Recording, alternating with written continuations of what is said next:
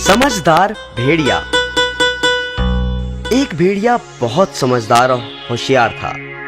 एक बार की बात है, जब वह जंगल में से गुजर रहा था तो अचानक उसे एक मरा हुआ हाथी दिखाई दिया। भेड़िए ने अपने पंजे से उसकी चमड़ी उधेड़ने की कोशिश करी, परंतु क्योंकि चमड़ी बहुत सख्त थी, इसे काटना या उधेड़ना उसकी शक्ति से बाहर की बात थी। अचानक एक बब्बर शेर वहां आ धमका। भेड़िया बोला, महाराज, मेरे मालिक, मैं तो बस आपके लिए ही इसकी रखवाली कर रहा था कि कब आप यहाँ आए और मैं आपको ये भेंट दे सकूं। कृपया आप इसे मेरी तरफ से स्वीकार करें। बब्बर शेर बोला, तुम्हारा धन्यवाद, परंतु तुम तो मेरा स्वभाव जानते ही हो कि मैं किसी दूसरे के द्वारा किए गए शिकार को स्वीकार नहीं करता।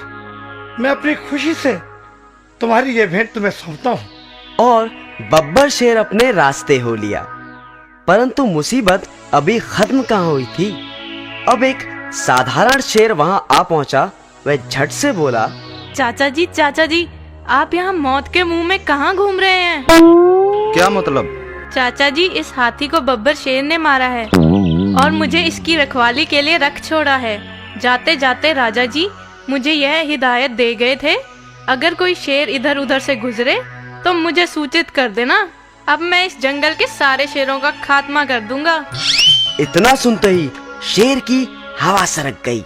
उसने कहा, मेरे प्यारे भतीजे, अब तो तुम ही मुझे बचा सकते हो। अगर मेरे बारे में तुम राजा जी को सूचित नहीं करोगे तो मैं बच जाऊंगा। अच्छा, तो मैं खिसकता हूँ। यह कहते हुए शेर रफू चक्कर हो गया। उसके जाने भर की देर थी कि एक चीता वहां आन पड़ा। भेड़िए ने मन ही मन सोचा कि इसके दांत बड़े नुकीले हैं, क्यों ना हाथी की चमड़ी इसी से कटवा लूं। बस फिर क्या था, वह झट से बोला, क्यों भांजे, कहाँ रहे इतने दिन?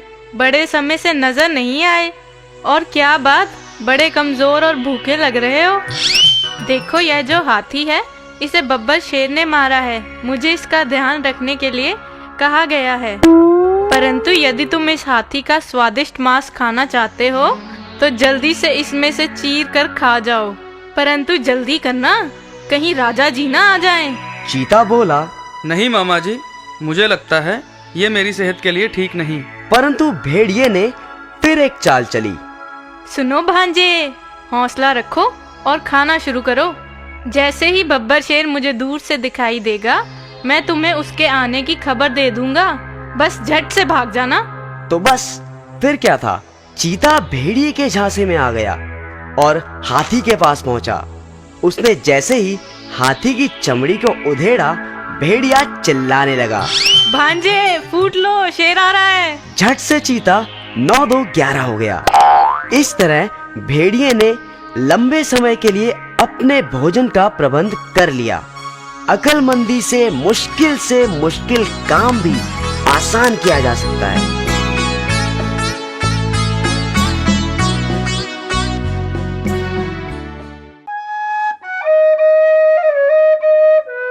सांप और चूहा। Listen to the music and clap your hands. Roll your hands, roll your hands. They run, see how they run. They all run after the farmer's wife.